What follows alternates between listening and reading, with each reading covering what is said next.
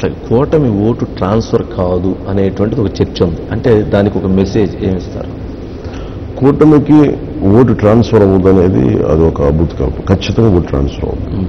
అదేంటంటే ఈ 2 నెలల క్రితం నేను కూటమి పెట్టేసి వచ్చేసామంటే మనం అర్థం చేసుకోవచ్చు. అసలు ముందస్తుగా 2014 ప్రారంభించారు. 10 సంవత్సరాలు ఆల్రెడీ రుచి చూశారు. అలాగే 2019లో ఒక ఛాన్స్ అంటే దాని రుచి చూశారు. 2019 నుంచి ఇప్పటిదాకా ఎలా నలిపేసాడో ప్రజలు చూశారు, ఎలా నలిగిపోయారో ప్రజలు అనుభవించారు. So it is a necessary. వాళ్ళందరికీ ఆ బాధ్యత ఉంది, అందరూ చేస్తారు. అది నాకేమో ప్రాక్టికల్ కనిపిస్తుంది. క్లియర్గా ఉన్నారంటారు. చాలా క్లియర్గా. ఓకే, కూటమి గెలిస్తే చంద్రబాబు నాయుడు గారు ముఖ్యమంత్రి గెలిస్తే కదా గెలుస్తుంది అనుకో.